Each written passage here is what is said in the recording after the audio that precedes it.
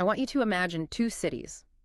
Just, picture them in your mind right now. Okay, I'm visualizing it. So they belong to the exact same country. They follow the exact same constitution, governed by the exact same national laws. Right. Passed by the same parliament, interpreted by judges who went to the exact same law schools. They even share the exact same currency.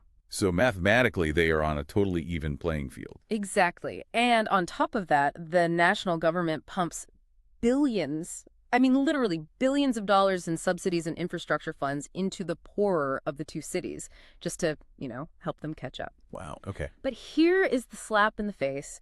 Despite all of this perfect equality on paper, one of these cities is just bursting with world-class wealth and innovation. And the other one? The other one has been completely economically paralyzed, just stuck in this endless cycle of stagnation for over a century.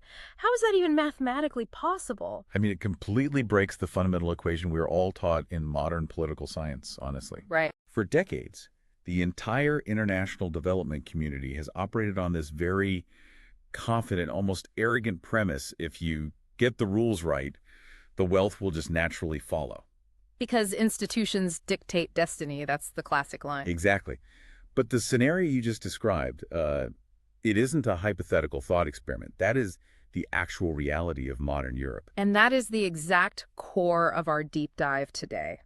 We are looking at a stack of really fascinating research, but we're anchoring our conversation on this groundbreaking study by a top econometrician named Guido Tabellini. Yeah, published in the Journal of the European Economic Association back in 2010. Right. And our mission today is to uncover what I'm calling the invisible password of wealth. We are moving way past that comfortable standard economic answer. Because the standard answer that formal laws and legal codes create prosperity just doesn't hold up here. Exactly. Tabellini looked at 69 different regions across 8 European countries to prove that a perfect law is, well, it's just an empty shell. Yeah, what actually drives the economy, what dictates whether a region thrives or basically starves, is this set of unwritten invisible forces passed down through generations. Culture. And to really appreciate how radical Tabellini's findings are, you have to understand the massive consensus he was challenging. Right, because this was a huge deal in the academic world. Oh, absolutely. If you look at the dominant theories of the late 20th and early 21st centuries, think of Doron Acemoglu and James Robinson's famous framework. The whole why nations fail concept. Yeah, exactly. So the story goes like this: history creates institutions, and then institutions create wealth. Right. Like if a country was historically colonized just to be exploited, it developed extractive institutions. Systems designed entirely to steal from the many and give to the few. But if a country was settled to actually be lived in, it developed inclusive institutions, right? Like property rights and free markets. Exactly. So according to that mainstream view, the poverty we see in the world today is just the lingering hangover of those bad historical laws. Just fix the laws, establish property rights, build a couple of roads, and boom, the market magically fixes the poverty. Right, but I mean, I've always found that theory incredibly elegant, but it has a massive geographical blind spot. A huge one.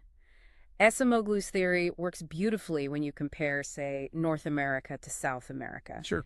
But Tabellini points out that this theory completely collapses when you look inside the borders of a single European nation. Yeah, let's look at the European wealth map from the late 1990s, which is the contemporary data Tabellini was actually using. Okay, so you see this massive, explosive wealth in places like London, Paris, Munich, and northern Italy. But then you look down at southern Spain. Look at Portugal. Or southern Italy. Yeah, it's just severe, stubborn stagnation. And those aren't different sovereign nations with hostile, extractive regimes. Yeah. Southern Italy and northern Italy have been unified under the exact same flag since the 1860s. The exact same trade policies, Yeah. the same democratic institutions. Exactly. The formal institutions in Milan are entirely identical to the formal institutions in Naples. So, if the laws are the exact same, why is the wealth so drastically different? Tabellini realized there had to be this, well, he called it a ghost channel. A ghost channel. I love that term. Right. An invisible pathway transmitting historical differences straight into the modern day, completely bypassing the formal laws. Okay, let's unpack this and make it super concrete with a deeply frustrating example from his data. I want to talk about the courtroom paradox. Oh, this is a perfect example. Let's say you are a business owner, right? And you file a standard civil lawsuit in Lombardy up in the wealthy north of Italy. Okay. Now imagine you file that exact same type of lawsuit down in Campania in the south. The difference in how long it takes to resolve that case is just staggering? It's absurd. The southern courts take multiple times longer to finish the exact same type of legal dispute. And keep in mind, the judges in Campania passed the exact same national bar exam as the judges in Lombardy. Right. They are interpreting the identical national civil code. Paid by the same central government in Rome. The buildings, the textbooks, the legal procedures, the formal architecture is 100% uniform. Yet the actual efficiency of the institution is entirely different. Exactly. If I can throw out an analogy here, think about a city deciding to build a state-of-the-art highway system to fix its traffic problems. Okay, reckon. The formal institution, like the law, is the asphalt. It's the on-ramps, the lane dividers. Right. You can pour billions of dollars into building the most beautifully engineered highway in the world. But if the people driving on it fundamentally believe that, like speed limits are just suggestions, Oh, yeah. or that using turn signals is a sign of weakness, and that every other driver is actively trying to run them off the road. That highway instantly becomes a paralyzed landscape of gridlock and accidents. Exactly. The asphalt is perfect, but the behavioral code of the drivers completely destroys the infrastructure's utility. That captures the mechanism perfectly. The physical capital and the formal laws are useless if the behavioral software of the population doesn't support them. The software being culture. Right. Tabellini proposed that historical institutions didn't just shape modern laws. They shaped this behavioral software. And it is that culture that dictates modern wealth. Exactly. The formal laws are literally just sitting on top of that cultural bedrock, completely at its mercy. Okay, so we've isolated culture as the missing software. But honestly, this is where my alarm bells start ringing. How so? Well, as someone who loves hard data, culture sounds like a really dangerous word to introduce into an economic model. It sounds squishy, right? Totally. It's abstract. It's subjective. I mean, you can't put vibes into a regression analysis. No, you definitely can't. So how did Tabellini transition this from the realm of, like, poetry and local food traditions into fierce mathematics? Well, he had to be incredibly precise. He wasn't looking at traditional dances or religion or what they eat for dinner. Right. He went straight to the world value surveys. These are massive, rigorous opinion polls conducted globally over decades. And he isolated 4 distinct psychological traits. He was looking specifically for beliefs that dictate how people behave when they interact with a market. So he distilled this massive concept of culture down to 4 quantifiable pillars. Exactly. 4 highly specific pillars of wealth. Let's walk through these because this is where the unwritten rules of society really get laid bare. Pillar number 1 is generalized trust. Yeah, and the core concept here is derived from a very simple survey question. The survey asks, do you believe most strangers can be trusted, or do you believe you can't be too careful dealing with people? Right. And the economic impact of how a region answers that single question is immense. Generalized trust is essentially the hidden entrance ticket to a modern economy. Because high trust means you can do business with a stranger without needing, like, a massive ironclad legal defense budget. Exactly. If I trust you, we can make a verbal agreement, shake hands, and I can ship you my goods knowing you will pay me next week. The transaction cost of that business deal is practically zero. Zero. But in regions with low trust, the transaction costs are entirely paralyzing. Which immediately makes me think of the sociologist Edward Banfield. Oh, yes. The Montegrano study. Yeah, back in 1958, he published this deeply controversial but highly influential book called The Moral Basis of a Backward Society. He spent months living in a small village in southern Italy. Right, which he gave the pseudonym Montegrano, later revealed to be Chiaramonte. And Banfield's observations there are totally foundational to understanding Tabellini's data. He went there trying to figure out why this village was so desperately poor, right? Like, why were there no local charities, no agricultural co-ops, no hospitals built by local philanthropy? And what he observed was a society where the moral code, the idea of doing the right thing, of being honest, of sacrificing for the greater good, well, it only applied within the immediate nuclear family. He coined the term amoral familism. Right. The rule was basically maximize the material, short-run advantage of your nuclear family, and assume everyone else will do the exact same thing. Outside the family, everyone was viewed as a potential threat, or just a mark to be exploited. Exactly. Now, wait a second. I really want to push back on this, because on the surface, Amoral familism just sounds like intense family loyalty. Sure, it sounds like a virtue. Right. We celebrate family businesses all over the world. We celebrate prioritizing your children. Why is taking care of your own suddenly diagnosed as this economic disease? Because it becomes an economic disease when it acts as the absolute only boundary of morality. Oh, I see. Let's look at the mechanics of scaling a business. If your cultural software dictates that literally anyone outside your bloodline is going to cheat you, your economic world shrinks to the size of your dining room table. You literally can't grow. Right. To build a multinational corporation or even just a mid-sized regional factory, Yeah. you have to hire middle managers you are not related to. You have to delegate authority. You have to buy supplies from strangers across the country and sell to people you will never even meet. Exactly. So if I'm running a business in Montegrano, I can never hire an accountant outside my family because I just assume they will embezzle the funds. And I can't partner with the farmer in the next town over because I assume he's going to shortchange me on the harvest. And because you can't trust them, you have to spend all your capital on defending yourself. Ah, the defensive spending. You hire lawyers to draft 100-page contracts for simple transactions. You spend your day micromanaging employees instead of innovating. Or you pay exorbitant bribes to local officials just to ensure they don't arbitrarily shut you down. And all of that defensive spending is just dead weight. It produces absolutely no value. High generalized trust is the lubricant that allows complex, large-scale economies to function. Yes, and when that lubricant is missing, the gears of the economy just grind to a halt. That makes perfect sense. The paranoia literally prices you out of the modern market. Exactly. Okay, let's move to pillar 2, parenting. Specifically, the battle between respect versus obedience. This one is fascinating. The survey asks parents, what is the most important trait to teach a child? And the divergence in the data here is just an incredible window into a society's future. The rich regions overwhelmingly emphasize teaching their children tolerance and respect for others. Which naturally breeds an egalitarian, contract-based society. Right. If I am taught to respect you, I view you as an equal. We can negotiate. We can debate. But in the poorer regions, the overwhelming answer for what to teach a child is obedience. Not respect. No, unquestioning submission to authority. This connects directly back to innovation.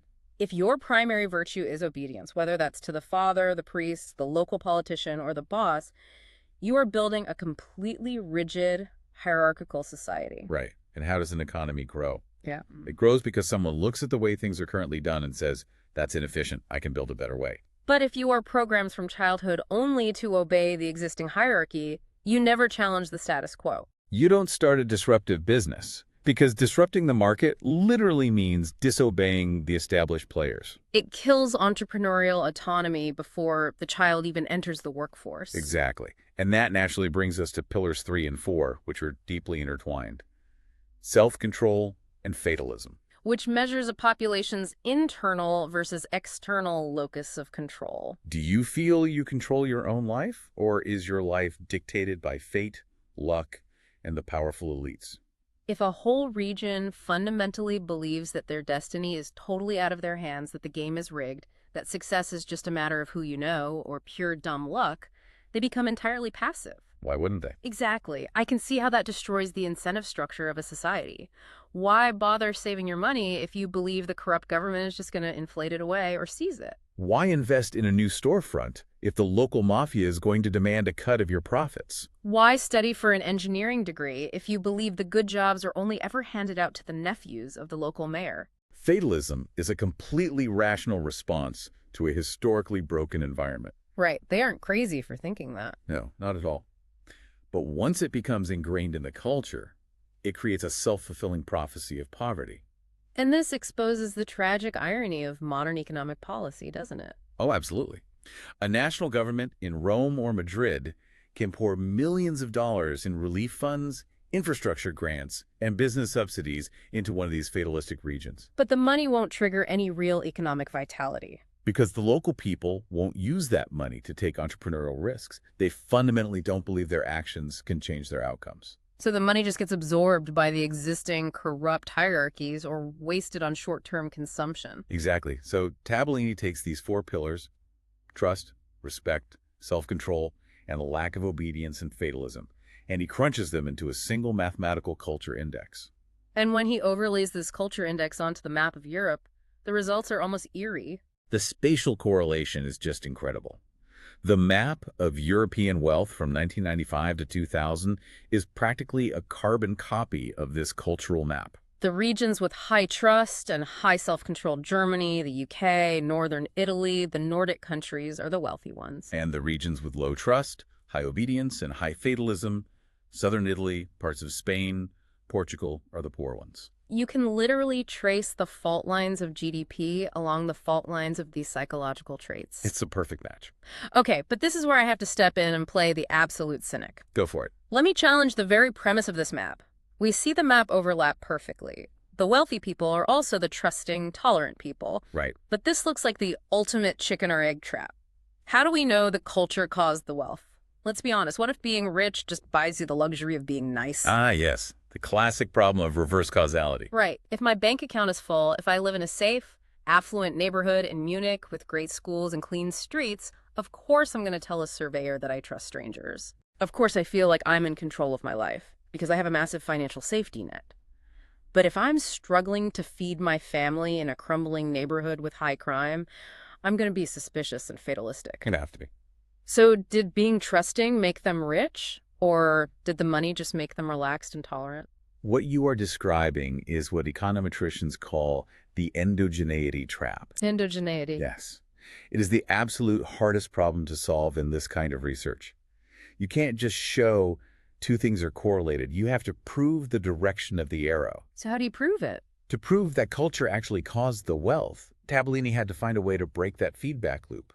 He couldn't use modern culture to predict modern wealth, because modern culture is polluted by modern wealth. So how do you untangle them? I mean, they are completely woven together. He needed to find what econometricians call an instrumental variable. Okay. Think of it as a historical ghost. He needed to find variables from centuries ago that shaped the mindset of the people, but have absolutely no direct link to the modern economy. Oh, wow. He needed a force that programmed the culture generations ago, which then survived entirely independently of whatever the local GDP was doing. And did he find them? He found two of these historical ghosts. Okay, this is where the study goes from just straight economics into this fascinating historical detective story. Yeah. Let's examine ghost number one, the literacy rate in the year 1880. Yes. First of all, why 1880? Why that specific year? 1880 is a crucial snapshot because it's right before the massive wave of state-mandated public education really standardized schooling across these countries. So it captures the organic, historically evolved educational differences of the region. Exactly. And it reveals this fascinating oddity that helps us isolate culture from wealth. What's the oddity? Well, if you look at the raw wealth of Europe in 1880, the United Kingdom was vastly richer than Germany. The UK was the undisputed epicenter of the Industrial Revolution. Sure. But if you look at the literacy rate, Germany had a much, much higher rate of reading and writing than the UK. Wait, let me make sure I'm following this. Germany had the education, but not the instant cash. The UK had the factories and the money, but lower average literacy. Yes, because in the early stages of the Industrial Revolution, you didn't actually need to read to operate a textile loom or haul coal. Ah, that makes sense. So the high literacy in Germany didn't translate to immediate, massive wealth. Instead, early widespread literacy acted as an enlightenment tool. I want to dig into the actual mechanism of that. How does learning to read in 1880 translate to trusting strangers in the year 2000? Well, when a population learns to read en masse, it fundamentally alters their relationship with the world. Literacy strips away fatalism. Because you can educate yourself. Right. You can read a farming manual to improve your crop yield, which immediately teaches you that your actions, your self-control, can actually change your material conditions. You aren't just at the mercy of the weather or the local landlord anymore. Exactly. Furthermore, literacy builds generalized trust, because you can communicate and verify information way beyond your immediate village. You can read a newspaper from a city 100 miles away. Right. You start to see yourself as part of a larger, predictable system. And the brilliance of using 1880 is that this cultural asset, that mindset of agency and trust born from early literacy, didn't just disappear when that specific generation died. No, it incubated in the families. Picture a German dinner table in 1900. Parents who can read, who feel in control of their destiny, are going to raise their children with those exact same values. They emphasized respect and autonomy over blind obedience. And that behavioral software gets passed down from parent to child for over a century. But here is where we have to address your pushback about Germany. What do you mean? Well, one might argue, Germany was highly literate, sure. But a few decades later, they plunged into totalitarianism, which is the ultimate destruction of generalized trust. Right. Doesn't that break Tabellini's entire model? The 1930s and 40s in Germany seem like a massive counterargument to the idea that 1880 literacy created a permanent culture of tolerance and trust. It's a really crucial point, but Tabellini's model actually survives it. How? Because he is measuring regional differences within countries, and he is measuring long-term equilibrium. Totalitarianism was a catastrophic national shock, absolutely. Right. But Tabellini's data shows that the regions within Germany that had the highest literacy in 1880 still retained higher relative levels of trust and civic engagement by the year 2000, compared to the regions that had lower literacy. Wait, really? Yes. The baseline cultural software, while deeply battered by historical trauma, proved incredibly resilient over the span of a century. The relative differences survived. That is profound. It suggests that while national politics can swing wildly, the deep generational programming of the family unit acts as this incredible anchor. It really does. Now let's look at ghost number 2, which goes even deeper into history. Checks and balances from the years 1600 to 1850. For this variable, Tabellini looked at the political institutions of the distant past. Yes.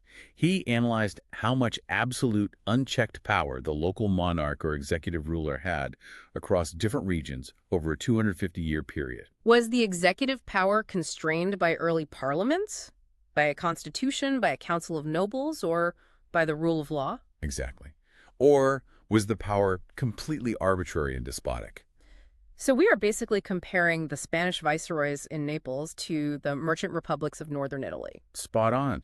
Think about areas that had early republican traditions, or where the ruler was constrained by checks and balances like the Netherlands or the communes in northern Italy. Okay. In those regions, the citizens experienced the real benefits of contracts. They saw that the law applied to everyone, even the ruler. If the ruler wanted to raise taxes, he actually had to negotiate. And what does this teach the population? It teaches them that cooperation works. It breeds a culture of generalized trust and civic engagement because the system is predictable. But then you look at the areas that were completely crushed by arbitrary despotic tyrants. You look at southern Italy under foreign rule, or parts of Spain where the monarch ruled by divine right and absolute force. In those areas, the ruler could take your land, take your crops, or imprison you on a whim. The law wasn't an impartial tool for justice. It was just a weapon used by the elites to extract wealth from the peasants. Exactly. Let's visualize the generational transfer of this, because I think it's vital. Imagine a peasant family living under a tyrannical ruler in, say, 1650. Okay. The tax collector rides into town, arbitrarily seizes half their grain, and beats anyone who resists. What does that mother tell her son at the dinner table that night? She certainly doesn't tell him to trust the authorities. Right. She doesn't tell him to be an innovator and display his wealth. She tells him to hide his surplus grain. She tells him that the outside world is purely predatory. She teaches him that the only people who won't betray him to the tyrant are his own blood relatives. She is actively programming him with Banfield's amoral familism purely as a survival mechanism. Yeah, that survival mechanism eventually becomes a cultural tradition. It becomes the very definition of being street smart in that region. You trust your clan, and you treat everyone else with intense suspicion. And just like the literacy rates, this psychological baseline was burned into the collective psyche and passed down from parent to child for 15 generations. This is the ultimate aha moment for me. Your gut reaction to a stranger walking down the street today, or your attitude toward paying your taxes, or your belief in whether you can start a successful business. Yeah. That baseline might have been literally programmed into your family's DNA by how a despotic king behaved in your region 400 years ago. It's wild to think about, and from a mathematical standpoint, this gives Tabellini his perfect instrument. Because a tyrannical king from the year 1600 has absolutely zero direct effect on the modern tech industry or modern telecommunications or the European single market today. Exactly. The only way that king from 1600 can affect the economy of the year 2000 is through that invisible transmission of culture. Okay, so we have our historical ghosts. We have the 1880 literacy rate and the 1600 to 1850 political constraints. Yeah. Tabellini uses these variables to strip away all the modern noise. He runs a two-stage regression analysis. He isolates only the part of today's culture that was inherited from those historical ghosts, completely stripping away any reverse causation where modern wealth might just be buying a nice culture. Right. When he drops the hammer and runs the numbers on this purified, historically deeply rooted culture, what actually happens? The result is, frankly, the most counterintuitive finding in the entire paper. Lay it on me. When you isolate only that historical, deep-rooted cultural component, the impact of culture on modern wealth actually gets stronger. Wait, stronger? That seems mathematically impossible. If you remove the modern wealth influencing the culture, shouldn't the effect shrink? You would completely think so. What? But it getting stronger proves that culture isn't just a byproduct of being rich. It is the absolute core driver. Oh, wow. When you strip away the modern noise, you reveal the raw, unadulterated engine of economic behavior. The statistics are incredibly concrete here. What are the numbers? Tabellini found that a 50-unit increase in his culture index, which is roughly the cultural difference between southern Italy and northern Italy, equates to a massive boost in modern income. How massive? We're talking about an income boost of about 1/3 of the entire European Union average. That is not a marginal difference. That is the difference between a struggling working class region and a thriving, affluent metropolis. Exactly.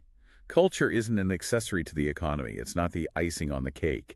It is the invisible hand setting the absolute ceiling on growth. And it doesn't just dictate the ceiling, it dictates the speed, right? Yes. Tabellini also looked at short-term growth data from 1977 to 2000. He found that culture acts as a catch-up accelerator. The math basically showed that if southern Italy miraculously adopted northern Italy's cultural traits, just the traits of generalized trust, respect, and agency, its economic growth rate would jump by nearly 0.5% every single year. 0.5% every year, compounding over decades, completely rewrites the destiny of a region. But I have to play devil's advocate again here. I can just hear the structural economists screaming at their speakers right now. Let's hear it. You are telling me it's all in their heads. What if there's a much simpler material explanation? Like what? Maybe the south of Italy or southern Spain is poor just because they have fewer university graduates? Or maybe historically they relied way too much on agriculture and have too many farmers, while the north built high-tech manufacturing and finance sectors. Okay. Yeah. Isn't it just a structural economic problem that requires structural economic solutions? It is a totally valid critique, and any econometrician worth their salt has to rule out those material explanations. And Tabellini did exactly that. He did. He ran the complex models again, but this time he controlled for university enrollment rates in 1999. He mathematically leveled the playing field for education. Okay. He also controlled for the share of the population working in agriculture back in 1977. So he compares regions that have the exact same number of college grads and the exact same percentage of farmers. What happens to the culture effect? It barely budged. Serious. Seriously. The cultural effect remained a massive, immovable rock in the data. Even when you compare two regions with the same education levels and the same industry types, the region with higher generalized trust and lower fatalism is significantly richer. So culture is operating on a deeper, more fundamental level than just modern education or job sectors. Exactly. This brings us to the most painful, perhaps devastating part of this whole deep dive, the limit of subsidies. Yeah, this is where it gets real.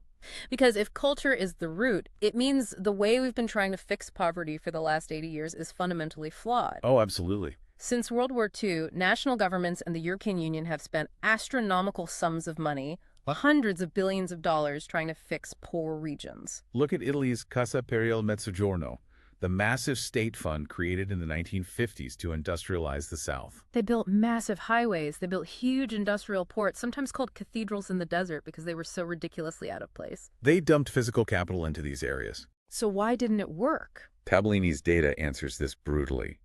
He looked specifically at Italy and controlled for the actual physical capital stock present in the regions in 1979. He measured the actual roads, the machines, the factory buildings. Yes, and even when you account for all of that physical infrastructure, the cultural gap still dictated the economic outcome.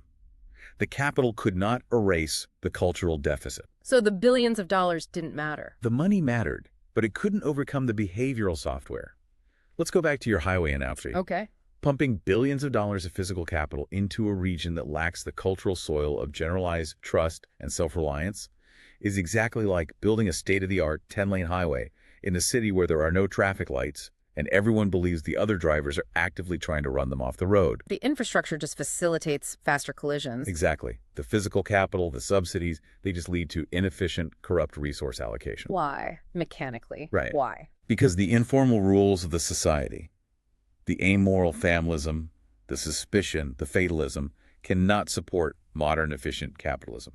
Right. If Rome funds a multi-million-dollar port in a low-trust, highly fatalistic region, the contracts to build it won't go to the most efficient engineering firm. They will be given to the mayor's cousins. The materials will be skimmed off the top. The management will be based on obedience and loyalty to the local boss rather than actual competence. And the port will operate at a fraction of its potential. The unwritten rules of the society actively, fiercely rebel against the physical infrastructure. That is devastating. So if I'm understanding the mechanism here, Right. a government could tax its citizens, spend $1 trillion building the best ports and roads in the world in a low-trust region. Yes. And mathematically, all they've done is given corrupt local officials a more efficient way to steal the money. Yes. It completely breaks how we view modern charity and nation building. It forces us to confront the reality that informal institutions, the unwritten rules, always overrule formal institutions. Which brings us full circle, right back to where we started. The revenge of the unwritten rules. Let's revisit that courtroom paradox in Italy. Okay, let's do it. We established that the northern and southern courts use the exact same laws, have the exact same training, and the same resources.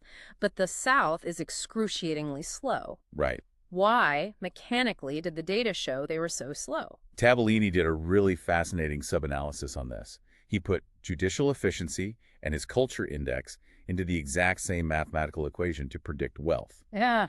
When he ran the numbers, the effect of judicial efficiency completely absorbed the cultural effect. Meaning what, exactly? Let's unpack the human behavior there. It means that the only reason the southern courts are slow is because of the culture of the people operating inside them. Because the formal laws are identical, the system stalls out entirely due to the behavior of the humans involved. Think about amoral familism in a legal setting. It's the lawyers intentionally delaying cases year after year to extract more fees from their clients because they lack generalized morality toward anyone outside their family. It's the citizens filing frivolous retaliatory lawsuits because they don't trust their neighbors to resolve disputes amicably over a fence line. It's the judges perhaps feeling fatalistic about clearing their massive dockets, believing the system is broken anyway, so why work late? The culture literally rots the formal institution from within. Exactly. The institution is just a host body. The culture is the virus, or in the case of the wealthy regions, the immune system. That's a great way to put it. This exposes the tragic flaw of modern international development. We see this all the time. Developing nations, or nations emerging from conflict, love to copy-paste the best constitutions from wealthy Western nations. They import the perfect legal frameworks from Switzerland or the U.S., expecting instant prosperity and order. We saw this in Afghanistan, in Iraq, and in various structural reforms pushed by the IMF in South America or Greece. We wrote a new constitution. We have an independent central bank on paper. We should be rich. But Tabellini's research gives a brutal reality check to that kind of institutional engineering. A formal law takes 3 days to write and pass in a parliament. The cultural bedrock required to make that law function, the deep-seated generalized trust, the respect for anonymous contracts, the belief in individual agency that takes 300 years to build. So when I look at nation-building efforts or foreign aid or even just our own domestic policies trying to revitalize struggling cities, blindly importing perfect laws or dumping billions of dollars into a soil that is filled with suspicion, fatalism, and amoral familism doesn't just fail to create order. It usually makes things worse. It sounds like the informal traditions actually mutate those perfect laws into deeper corruption. The perfect laws just become shiny new tools for the old despotic culture to extract wealth. That is the ultimate lesson of Tabellini's work. The non-formal institutions will always exact their revenge on the formal laws. History's legacy is incredibly heavy. The gear of history turns, and it turns very, very slowly.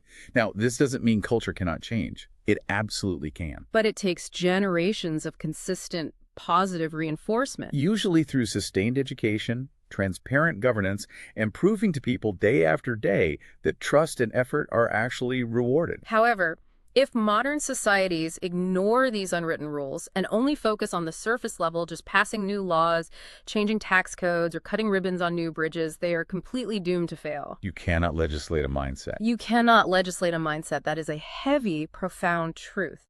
And it leads me to a thought that I want to leave directly with you, the listener. Okay. We spent this entire deep dive looking backward. We've looked at how literacy in 1880 or tyrannical kings in 1600 programmed the wealth of Europe in the year 2000. Right. But I want you to apply this exact same lens to the world right now. Open any newspaper, scroll through your feed. What is the overarching cultural trend of the last decade? We are witnessing a catastrophic, measurable drop in generalized trust across almost all Western democracies. Generalized trust in institutions, in the media, and most importantly in each other is plummeting. Us versus them tribalism is creeping back into everyday life. It's not just politics, it's how we view our neighbors. Populism, which thrives on the idea that elites are rigging the game against you, which, by the way, is the very definition of the fatalism we discussed, is dominating the global headlines. We are retreating into our own ideological clans. We are, in many ways, seeing a resurgence of a modern kind of amoral familism. We only trust our specific in-group, our specific political tribe, and we view everyone outside of it as a threat. So here is the chilling, provocative question you need to ask yourself.